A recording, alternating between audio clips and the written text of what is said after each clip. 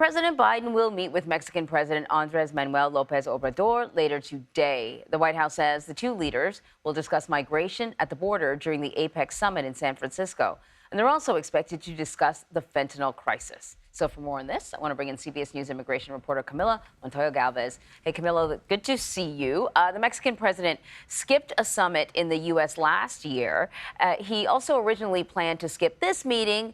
Just where is the relationship with the two men right now? I think you can remind us that I think he skipped the last summit because he was opposed to some leaders from other countries not being invited.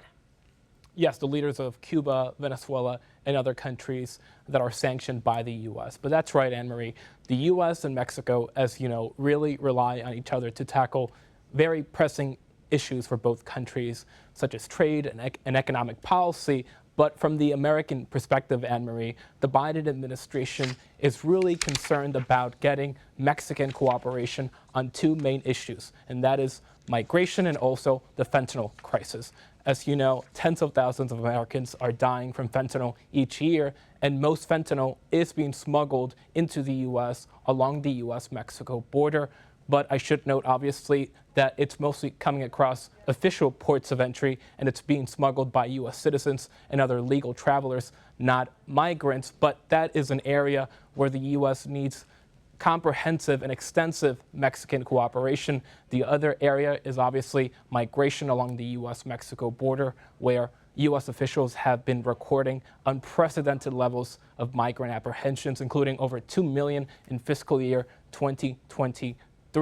And this is why the Biden administration right now is seeking additional Mexican help on this issue. They're asking Mexican officials to stop U.S.-bound migrants before they reach northern Mexico. And they're also asking Mexican officials, Anne-Marie, to take back deportees from countries like Cuba and Venezuela that limit U.S. deportation. So I assume President Biden will bring up these issues when he discusses them with Mexican President Andrés Manuel López Obrador. And speaking of migrants and migration, a big election issue. Earlier this week, you reported that the Biden reelection campaign is planning to highlight former President Donald Trump's immigration policies as extremist. Let's play a little of a little sound from the campaign spokesperson on America Decides last night.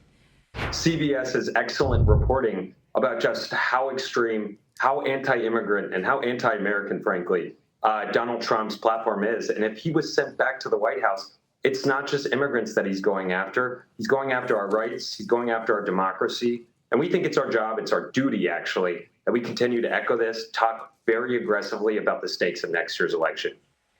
So the Biden administration has certainly endured its fair share of criticism on the way it's handling the border on both sides. So is part of the messaging, hey, I know you don't like what we're doing, but this other guy, he's going to be way worse? That's right, Anne-Marie. As you know, former President Donald Trump has made immigration a top campaign issue yet again, promising to conduct, for example, the largest deportation operation if elected in 2024 to deny citizenship to the American-born children of undocumented immigrants and to also implement ideological screenings for legal immigrants. And this is because many perceive that immigration and border issues are a political challenge for President Biden due to that record influx of migration along the U.S.-Mexico border. But now the Biden campaign is telling us, Anne-Marie, that they're in many ways trying to flip the script on this issue. They want to portray these Trump proposals as radical, extreme, and draconian, and they believe that mass deportations, ending birthright citizenship, refusing to rule out reinstating the family separation policy along the U.S.-Mexico border. All of these plans will turn off Latino voters and moderates and independents in a potential general election campaign against Trump, and they believe that this will galvanize Latinos. But obviously, only time will tell, Anne-Marie, if that strategy will work. Immigration, after all, is one of the president's worst polling issues. As you mentioned, we had a poll in September that found that 66% of likely voters, including 71% of Latinos, disapproved of President Biden's handling of immigration. Wow. Camilo Montoya-Galvez, thank you so much, Camilo. Thanks, Anne-Marie.